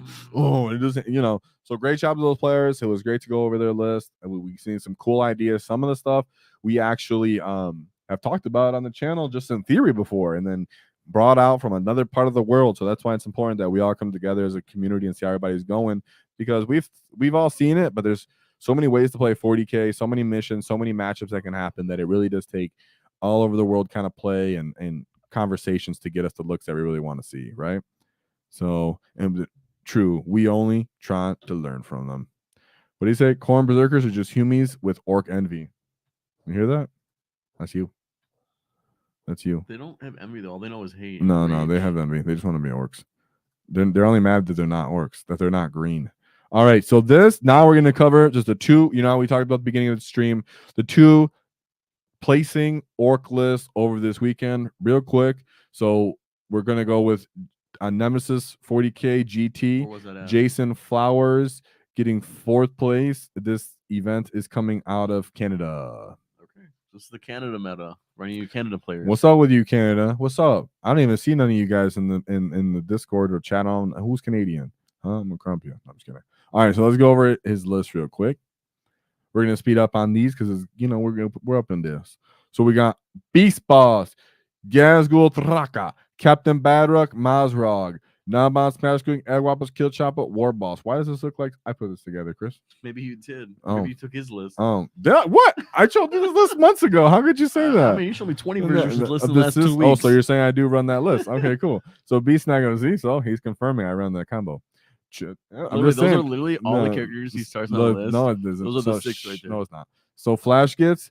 No, it's not. Christian exaggerates. The Flash gets 2 Gretchen, 1 Mega Knob unit, just for gas. This is your list or his Knobs, list? Seriously. Squig Hog Boys, 2 trucks, and a Warbikers unit. So what we're actually saying here is I wrote very similar list to this, telling Christian that it's theoretically possible and good. It's just weird because it has Gaz and Maz. Yeah, I'm pretty sure you've shown me a list like this exact same 2,000 points, and you've wanted to like try something Yeah. very, very, very similar. It's to this very list. interesting. This is your style list. Yeah, it's just Ooh, it brings that killy and multi damage that orcs are lacking and a weird durability. maybe this guy watches the channel. No, I'm sure he's just a good cheeky get. 2K orc profits of beaten cheeks. That's what he calls this list. So yeah, he's really just trying to beat cheeks. He has a beast boss for the dev wounds, Gaz for the 4 damage, And flash dev gets for the shooting, Mozrog, the Edwapus Kid Choppa, and then he has the scalpel unit. Dude, there's like nothing on this list that's just straight for scoring other than the couple Gretchen units and the Stormboy units. That's the one thing whenever I wrote this list that I realized is I literally just had Stormboys, Bikers, the Gretchen, and then the Chucks. Everything else is straight for killing. But then when you say it, that's like 7 units that can be used for scoring, which is not terrible. I mean, It's some not armies nothing. don't even have that. So it's this list is deceitful. It's elite, but it's deceitful. So you know he has 1 loss. What do you think his 1 loss is into with that kind of list? What kind of archetype of an enemy? Not specifically a specific faction, but an archetype that could contest well with. I'm that just gonna list. say a faction would be Tyranids. I'm gonna guess right off the bat. Tyranids? Yeah, I'm gonna guess Tyranids. I'm gonna guess or CSM Deathguard. like that triple meta with the Yeah, that could triple work too. chosen, triple tank. Yeah, possibly. That it's gonna be Tyranids or it's gonna be Deathguard. So let's see his first matchup. So we're gonna go into Sean Bolivier. Oh, Grey Knights. 100 points you put up on this. Are you surprised? No. Not really. No, me neither. Go through it real quick. This is your boys. Triple Librarian's not my thing. This is your anymore. boys. So go through it. This is your boys. Triple Librarian. Mm-hmm. Tech Marine. Probably he brought 2 Tech Marines, boy. 3 Tech Tech Marines. Marines. Oh my Okay, god. Yeah. So this guy was having fun. He wasn't trying to play the Grey Knights meta. He wasn't playing the meta. So we'll just go through it real quick. This isn't the meta. To be honest, Christian, tell him why that's not great. Just explain why. You're not trying to be mean to this guy, but why are the Dread Dread Knights Knights not good? just they hit on 4s in melee, they hit on 3s in shooting. They're just toughness 8, I think. Toughness 8 or 9. They're just not durable. They're fast, but that's all they are. They're only fast. Yeah. Easy dub for Orks, to be honest. All right, his second game.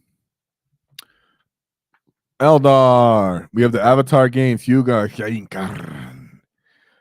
Avatar Wayleaper, Farseer, and the Spirit Seer. So, bunch of heroes. Big heroes. Swooping Hawk, Wraithguard with the cannons like Chris likes. Night Spinners, 2 Walkers. How do you feel about that? This is kind of weird. War Workers are fine because they have a nice 9-inch scout move. No, War Walkers are fine. I'm saying the list as a whole. Oh, it's pretty basic. It feels kind of basic, but with a little too many characters. Nah, it's honestly. I don't think you need the Sphere Seer and the Fire Seer. The Farseer is good because he turns anything into a 6, like an aura. Sure, but you still have the Artark, Wayleaper, and Fugan that are just characters still for scoring and playing. You're just relying on all your abilities at that point to just do all your damage. Probably would have been better off if he took the War Walkers, turned to another Night Spinner. Not that I'm encouraging Night Spinners. Night Spinners are just too good. Yeah, Twin Link, Devil, indirect -2 to move everything. Yeah, like, it's disgusting. you need more Night Spinners on that list. I hate it. Yeah, it's not a bad list. It's just as good as it is. 92 points put up on that list. Great job there. Going into this third one. Oh, Grey Knights with the Unforgiven Task Force. Azrael, Judicia with Hellfall Blade. Lionel Johnson, Christian's favorite model in the entire game. Intercessors. I've never said that ever. Intercessors with Thunderhammers. Blade Guard Champions with the Nullvite kit. Oh, sorry, I meant the Neo Volkite. Sorry, I just said some random word right there. Deathwing Command Squad, excellent unit right there. Honestly, Deathwing Knights. Honestly, I feel like the Lion Orks is one of his worst matchups because you don't care who fights first because then you just find a death, and then you can also just lob some grenades his way and just kill him that way with the mortal wounds. For sure, you're gonna tank shock him and stuff too. Yeah, you just run. He's not an issue. You're gonna run him over. Can you imagine? I'm the Primarch, and you throw a sticky bomb at him from an orc, like a stick bomb hits him in the head. He's like, oh, then you run him over with the truck. You're just dead. Like that's exactly what happened in their game. Super anticlimactic. So Eliminator, Hellblaster Squad, only 5-man, Inceptors, and then a Land Raider Redeemer. I feel like these units, because he already has bricks of Terminators and his Primarch, his shooting profiles are just not getting enough off. You know what I mean? A 5-man unit of help. Enough transport before they get to him. You know, he's gonna get stuffed in the face by orcs. No, but he was the lowest scoring game for him. Right, 68. Because you are challenging Gaz versus Maz versus Lionel. So he doesn't really have enough to throw away. If Lionel goes crazy on that 2-up, 3-up. 3-up. Sorry, you can go crazy there, right? You have the 2-up. Maz. Yeah, sorry. No, Maz has 2-up. What's up? Yeah, Makari. But either way, that matters. I was gonna say because Lionel's profile can get past all that. So here is his actual loss. Chat 3, 2, 1. Guess what his losses are. If you guys don't guess, in chat what his losses right now, and I don't see you guys just taking guesses, I'm gonna start crumping this chat right now. All right, you guys send right now, real quick. Let me see some guesses. What do you think he actually lost to? With 86 points. Come on, guys. You guys be sleeping in this chat sometimes, not even reacting. All right. What do you guys? Come on. Give your guesses. Hurry up. Get it on there. Get it out there. Oh, channel pointy. What? You're Canadian? Yeah, Canadian. There you are. You get. Whoa. Hit that like button. I appreciate you cheeky git. And he says, okay, so we got Blood Angels. Oh, he's thinking of Blood Angels. Oh, you think Eldar? Oh. Hey, watch it be Eldar and shit. Or just be like, most likely. I'm so disappointed. It's gonna be Eldar. So disappointed. Hey, now you know what? Just because that guy said that, I think he's right. I think it's Eldar. All right, fourth and final matchup. Eldar, my butt hurts. Oh, anticlimactic. All right. Artog, Waiti, Leaper, Avatar, came Farseer, Spirit Seer, Yarinka. Yeah, I'm sorry, Yarinka. Night Spinner, Shadow Spectre, Swooping Hawk, Warp Spider, Wraith Guard. So this is like a list that you literally seen at the World Teams Championship events. Literally the exact list, word for word, list model per model. I still don't know how people have fun bringing Eldar to the table. They have fun because they win in Eldar. Whatever. It's 86 points though. Not bad. The guy he lost to was who? Joseph Stapleton. Probably. I think he won the event. So he won the event. Okay. Yeah. So look at everybody that went against him. And the top players above him. Well, he plays Scotty B too. No. Yeah, I think he played Scotty B, didn't he? Oh, he did. Yeah, he beat Scotty B too. So he played probably best strength schedule in the whole team. Yeah, he probably actually this Ork Jason had the strongest list. Of matchups probably in this event for the most part. I mean, the top 3 were just Eldar, and then it's him. Yeah, yeah, for real. So great job by him. Didn't go to that event. Yeah, he was probably just tired after that one. And then last but certainly least, World Eaters, competitive World Eaters. Do you think it's competitive, Chris? Not when you start with Angron. No, I knew you were gonna say that. Okay, I'm not a fan. Read it. Angron, Lord Invo, Juglord, Execution, Jackals, Corn, Berserkers, Rhino, 8-bound, Exalted, Chaos Spawn. Why the Chaos Spawn? You think he just ran out points? How many points did he have? 975? 65. How many total points did he have?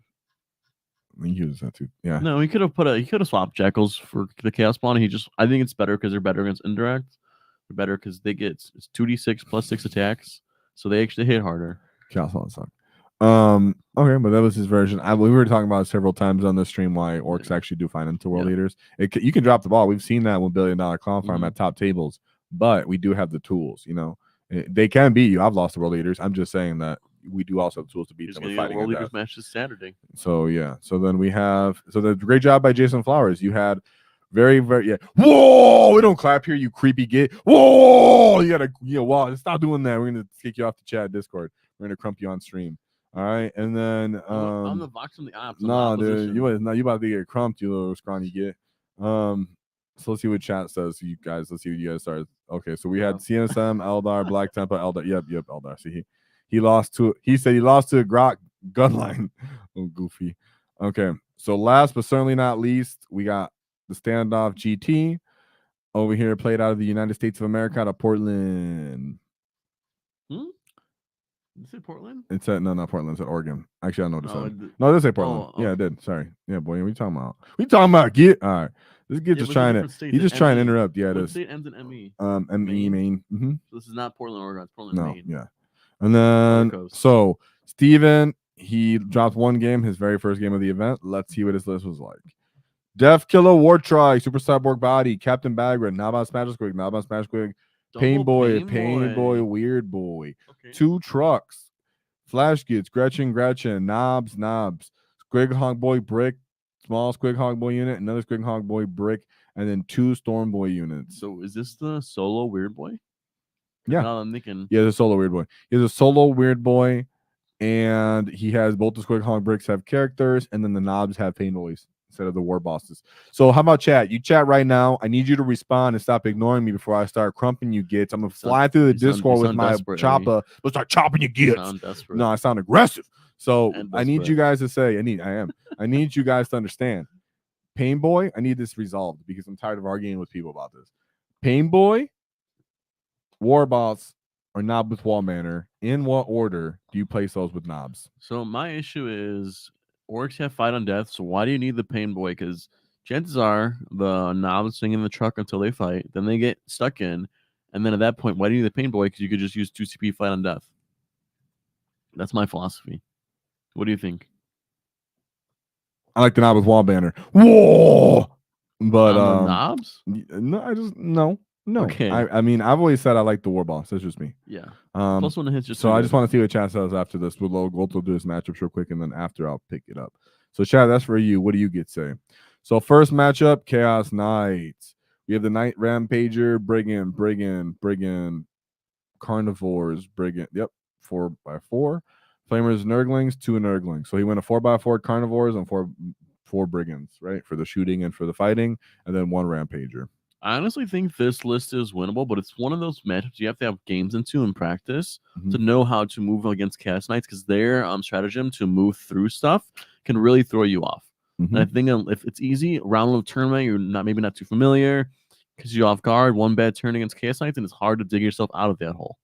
Yeah, but we do have the potential to one-shot the Rampager, and on the wall, there's a chance we survive when he hits us when we art his nails with the Squighog Boy units, to be honest. That's what I said. I think it's totally winnable. I think you should know the matchup. There are good ways to win it. It's just there are ways that we can straight up lose it too.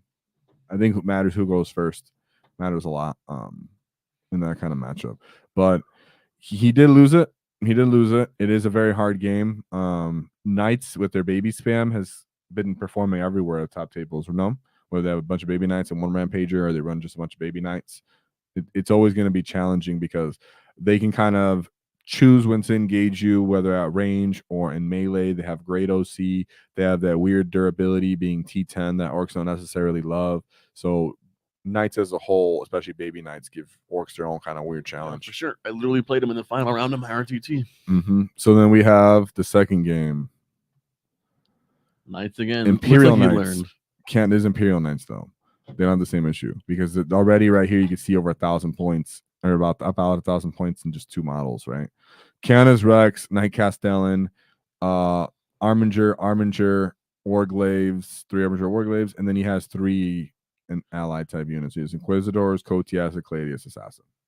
Definitely less meta for sure. Less meta, but easy to see why, because orcs you can really smash one thing really hard with your exploding 5 stratagem.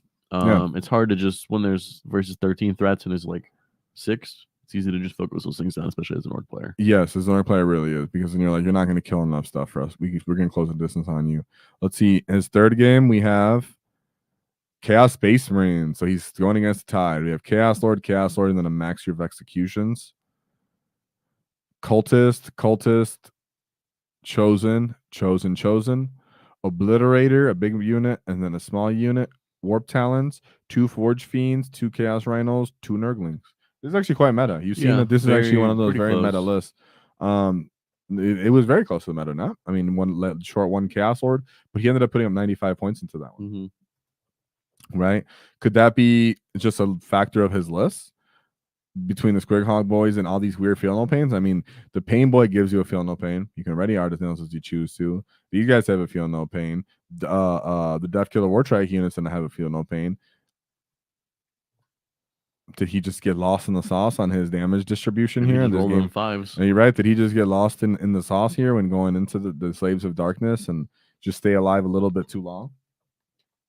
It could have been weird like that, right?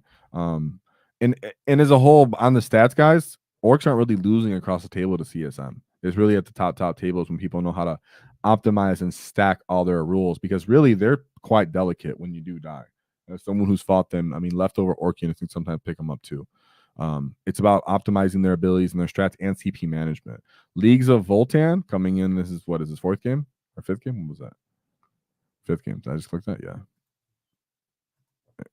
Sorry, did I do that? Was it 5th game? No, it was his 4th game. Sorry, you jumped it. 4th game. Knights, CSM, right here. and Voltan. It's 4th, yep.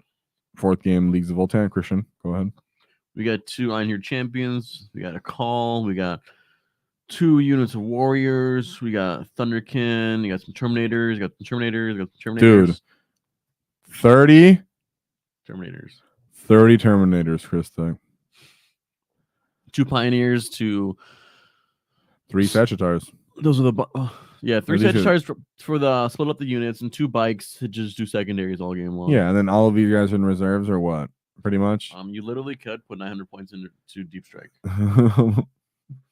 That's what I'm saying. I don't know if it's the right move or But no, sword. I don't think so because you have all these characters too. But that's hilarious, like we just said. You can't put all that into Deep Strike because then you have nothing left on the table against Orks. You know what I mean? Mhm. But he actually did end up winning this, going up against the Orks standard, right? 100 points into Leagues of Voltan.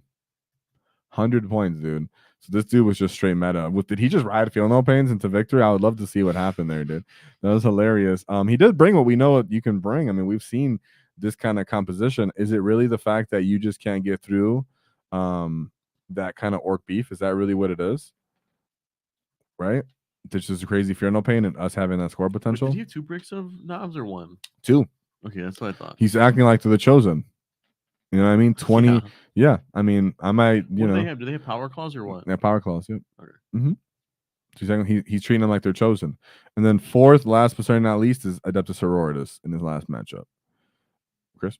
Demonofuge, Morven Vol, Palatine, Rhino, just little units of Arcoflagellants. The big ones this time. Weird. Cascadator Tank. They lack AP in my opinion. Yeah, put them cover. AP1. Put them cover there, and even Squighog boys don't even care if they're shooting at them. To be honest, they literally don't. Deffkilla Stats. Mm-hmm. Exorcist. Those are the indirect guns, and then the warsuits that go with the Vol, and then just some secondary units. Some triple Warglaves and Assassin. You literally said they don't have enough AP, and what does he do? Brings the AP form out those. Okay, he's like, I got this now.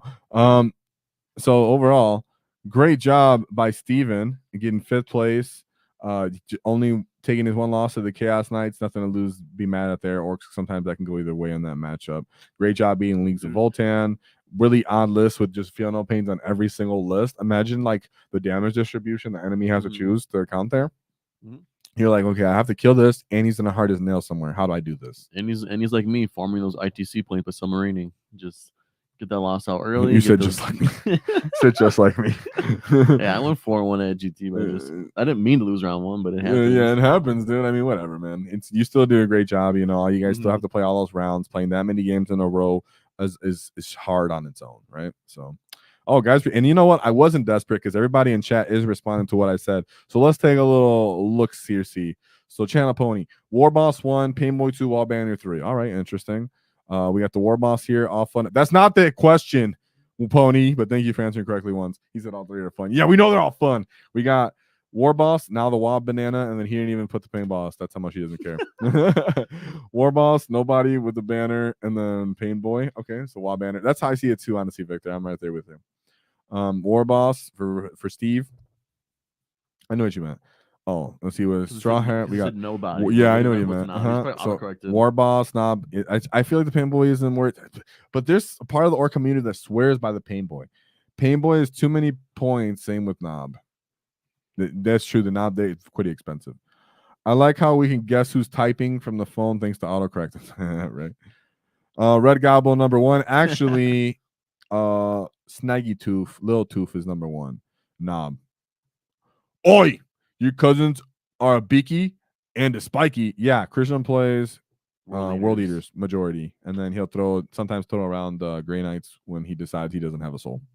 So you know what I'm saying. So Painboy should actually go on a squad of 20 boys, right? I mean, I've run him like that before. I like Mad Dog Grotznik though. Mad Dog Grotznik, if you're gonna run him with 20 boys, I think it's better. He gets the innate fallback and charge, and he's a little bit cheaper. But I understand wanting to bring back boys. It just feels terrible if you're like bring back D3 boys and you get back 1. That one. Yeah. So, all right, guys, we hit our points and our stats. So let's do our little summary that we like to do. So great job to the Orks for getting the other placements, no matter how they did in champions. You guys represented Orks well. You guys came with 3 different unique lists. You gave us a little test of what we thought. Some of our stuff was just theories. Can we bring a bunch of bricks to Squighog boys? Is it still viable? Did they lose their place? Deffkilla Wartrike with super cyborg bodies. A Knob with Wallbander real. Can I bring a Mega Knob with Mega Knobs with Warboss and Mega Armor to top level events? Is that all real? It's all real, right? Small man units of Mega Knobs is real. Now with Wall Banner is real. All of these units that we bring up here that we say is off meta, that we say is something you guys should pay attention to and play, can be played, are all actually very viable. So if you look at other lists or other channels, they'll tell you Squighog Boyz, trucks, flash kits, knobs, blah, blah, blah. We all know that's good. But what we really want to know here and what this channel is about is what else can be played and what other diverse ways can be played. So thank you to the world champion players for bringing diverse lists, to making it fun, to representing Orks well, and just getting a good crumps, getting good scraps in. And also the other two guys, Steve, you did great as well. And it was just great covering all these lists today. So the meta is still open for Ork. Yes, we're slowly sliding backwards on the win rate. I really do think that's because of new detachment rules coming out. We might need to tech into more infiltrating type units to stop people from really holding us back and getting into the game late. So Orks are still in a great spot. Everybody's still being encouraged. Honestly, and it's just one thing I like about Warhammer 2 is the meta kind of evolves. And as it evolves, it just allows you to just try new things or see what doesn't work, might work. And it just that, like, the thing that it stops them from getting stale, unless you're Eldar. But that, like, just new freshness. Also, it's like good time to just shows you that maybe it's time to experiment, try something new. Yeah. Just like you see in the Artemis Steve trying 2 mech dreads. Yeah, because we seen Boyz units show up and do work, and people were always down on Boyz, right? We had our biggest tournament here in Mexico over the weekend. We had 58 people in my clan, took 8th. Whoa, that's what I'm talking. Por la raza, güey. ¿Qué pasó? All right, I'm Mexican too. I ran 2 DACA dreads. That's 2 mecha dreads. Sorry, those guys are great. Christian knows. I got 3 of those guys now. Those models are huge. They're huge, and they have fun abilities to give themselves +1 to hit and heal themselves. It just sucks that Lancers exist. That's literally the whole point of why I don't run them, because Lancers. But he said I ran 2 Lancers, so you're awesome. I mean, 2 Mega Dreads. All Orks is crumping, good trumping. You'll never alone. That's what I'm talking about. Must be British. That's awesome, Steve. Go that south of the border wall. That's what I'm talking about exactly. Rocket Dreads is the real meta. Yeah, Def Dreads with rockets, right? Came in late. But in time enough to drop a like. What's up, guys? What's up, Big Mac? Whoa! He went 4-2. That's a great job. 4-2 is great. That's really good. That's excellent, dude. Nothing, especially bringing mech dreads. Awesome. I bet you love them. What was your loadout for the mech dreads? Victor Ruiz. Wow. What? You can't just LOL and not say anything, Luis. What's going on here, bro? He did. What? You did not just do that. Whoa! That's what you get in response. All right. Tell me real quick what you ran, mech dreads. So, guys, Orks are great.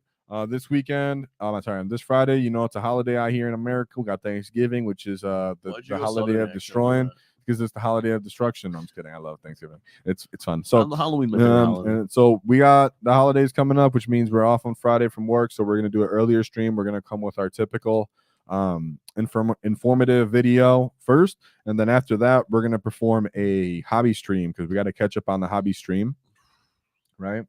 So we got to catch that on.